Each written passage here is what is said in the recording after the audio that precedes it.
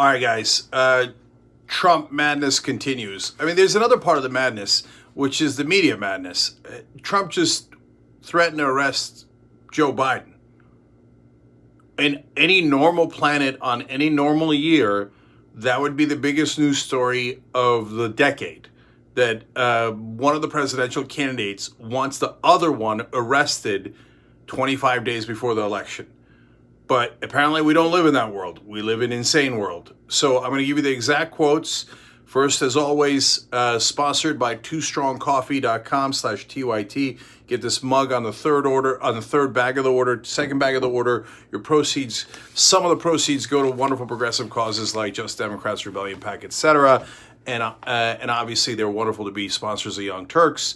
And they're bold, both in terms of coffee and their choice to try to fight for change in the world, and they're organic and fair trade and live up to their principles. Okay, and you guys always carry our show. So if you hit the join button below on YouTube, you become a Young Turks member and you help to make change possible. All right, this story is amazing. Trump goes on Rush Limbaugh's show today. He said a number of outrageous things. I did a video about some of them earlier where he was attacking Fox News and crying about how even Fox News is unfair to him. Everybody apparently is unfair to him. He's regressed to a 3-year-old.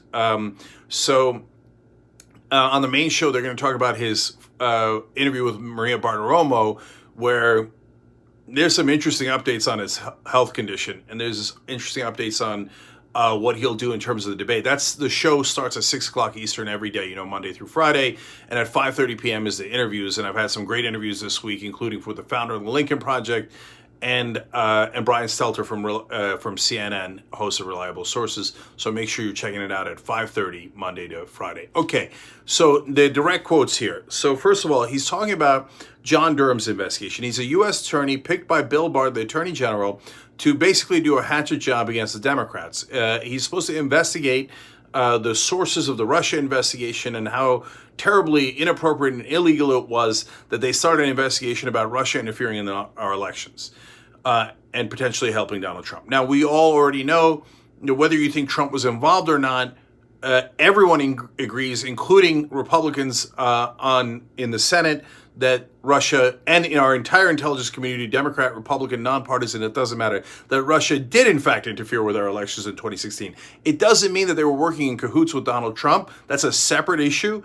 But this is an effort to pretend that it never happened and that in fact all of this was some gigantic coup attempt by the Democrats against Donald Trump. Now, if you're MAGA, you think like, of course, yeah, obviously, like the whole entire government is deep state, and they were all, but they're also the most incompetent people on earth because they all worked together. They were all criminals, but somehow they let Donald Trump get elected, and somehow they let him stay president for 4 years. So if there is a deep state, they're the worst deep state in world history. Okay, but they believe all these conspiratorial, insane things. We understand that. Now, Trump wants to put that into reality. He's not kidding at all, as you'll see in the quotes. And so he wanted that investigation to happen so he could arrest his political opponents. So now John Durham leaked a whole bunch of those memos that he was working on and unverified documents. Both the Democrats and the Republicans on the Intelligence Committee in the Senate were outraged by that and said that's terrible and don't do that. And Durham now says, or has revealed what's apparently always been the case, which is that they're going to tell us what the results of that investigation is after the election. My guess is they can tell you the results after the election. This is now just my guess. I'm going to get to Trump's quotes in a second. My guess is that the investigation is going to tell you, no, of course there was no coup attempt, there is no deep state, and no, we should not arrest Obama, Biden, and Hillary Clinton. But they don't want to say that before the election because then Trump would be even more mad at them. But Trump doesn't care. He thinks, what are you guys doing? Who cares about what's true or not true? If you need to, just make up things. And who cares if they're outlandish? I want them arrested. What part of this don't you understand? So if you think it's hyperbole, let me finally get to the quotes for you guys. So first, about the fact that they're not releasing it before the election, he says, I'm very disappointed. These are direct quotes. I'm very disappointed. I think it's a terrible thing. And I'll say it to his face, I think it's a disgrace and it's an embarrassment. Now, when he says, I'll say it to his face, he, in that part of the conversation, he's referring to Bill Barr, the Attorney General. So Bill Barr, who did everything for him, who licked and shined his boots, who violated every protocol, every rule, and potentially a couple of laws to help Donald Trump, and because Bill Barr in his bones believes that the executive branch should have almost all the power of the government. He doesn't really believe in co-equal branches of government. He's authoritarian by nature, and that's why he came in to help this particular authoritarian Donald Trump. And still Trump says, not good enough. Jason Ulrich, thank you for becoming a member. We appreciate it. So he's David Smith, you as well. So he says, not good enough. I wanted you to arrest them before the election, and since you didn't, you're, quote, an embarrassment and a disgrace. He's now going after Bill Barr, the guy who has backed him 1,000%, right or wrong, legal or illegal, just like he went after Jeff Sessions. These guys don't get it. Nothing will ever satisfy Donald Trump unless you agree to be his co-conspirator, break any law he wants, and if you get in trouble, for you to take the fall and not him. That's the only way that he'll be satisfied. And they've never understood that. Kevin Randall, thank you for becoming a member. Jostine Odlin, thank you for becoming a member. You just hit the join button below. So easy. Look, guys, at the lowest level, I still see the badges. I still know that you're supporting our show, and it makes a huge difference. $2 a month. It's less than coffee. At $5, depending on which kind of coffee, twostrongcoffee.com/TYT, and then you'll get a whole couple of bags and drink your way through. But if you're going to some place like Starbucks, it's going to cost you $5 for a cup of coffee. That gets you our post games and all the extra coverage, or a lot of the extra coverage, especially the daily coverage that's extra for the members. And at the $9.99 level per month, that's just $10 a month. You get all of our videos, all of our shows. So hit the join button below if you're watching on YouTube. If not, tyt.com/join. But now, finally, let me get to the money quote. So Rush Limbaugh keeps asking him, now you're saying Bill Barr is a disgrace, your Attorney General, for not prosecuting the person that you're running against, etc. Basically, Rush Limbaugh's not disagreeing with any of this. He just keeps egging him on, oh my God, you're the victim of injustice. It's unbelievable. Everybody's being super unfair to you. And so he's trying to get him, he's just agreeing with him. So Trump keeps going. And so he makes it crystal clear. Here's the quote. Trump says, unless Bill Barr indicts these people for crimes, the greatest political crime in history of our country, then we're going to get little satisfaction. And that includes Obama, and that includes Biden. That's a direct quote. Let me quote Trump again. He says, unless Bill Barr indicts these people for crimes, that includes Obama, and that includes Biden. He wants his political opponent to be arrested a little less than a month before the election. Number one, that's stunning in and of itself, that we've devolved to a point where we have an obvious dictator wannabe. Obvious, right? Number two, it's super sad that over 30% of this country goes, oh yeah, that'd be great. Wouldn't that be great? I'm going to vote for Trump. He would arrest every Democrat. He doesn't care if it's true or not true. Who cares? Yeah, arrest Biden, arrest Obama, arrest Hillary Clinton. These guys are full-blown mental. They literally think, no, that's it. Nope. And I don't care. Arrest all of our opponents. Democracy, who cares? Trump now has repeatedly, 5 different times, refused to say, including in a national debate on national television, that he will not necessarily do a peaceful transfer of power. They asked Mike Pence, who's supposed to be the calm Republican, who's more establishment and a more sane voice. They asked him in the VP debate. He wouldn't agree to a peaceful transfer of power. And MAGA looks at that and goes, yes, finally, fascism, right?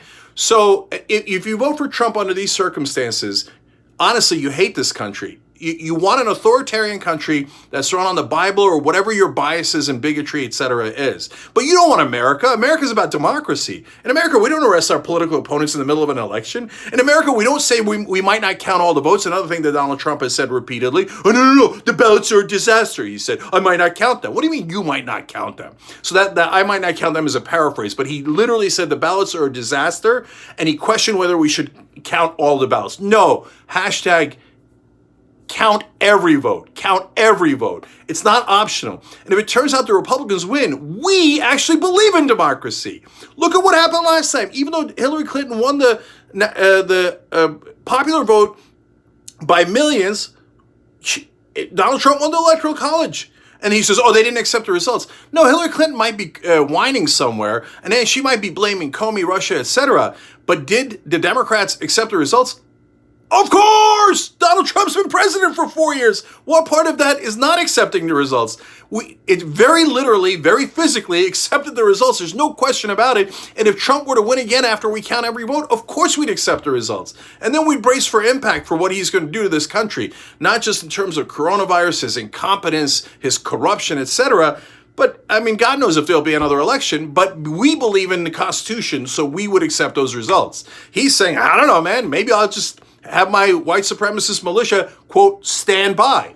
Now they had the militia go and apparently the one in Michigan, as we reported on the show yesterday, was considering kidnapping and murdering the governor of Michigan. Trump sends a goon out, Jason Miller, yesterday to go on television and say she has hatred in her heart, as if she had it coming, to egging on the militia again. You still vote for Trump after all that? You never believed in this country, and you never loved this country, and you've never read the U.S. Constitution. Just own up to it. Just raise your hand and say, I want a Christian version of Saudi Arabia where I lord over everyone else, and I force my religion, my bigotry, my views on everyone else, and I control their lives and their bodies, okay? And I don't believe in freedom. If you want to say that, then I say, oh, then Trump's perfect for you. He's your guy. You should vote for him. But if you love this country, knowing all that you know now, you'd be nuts to vote for Donald Trump.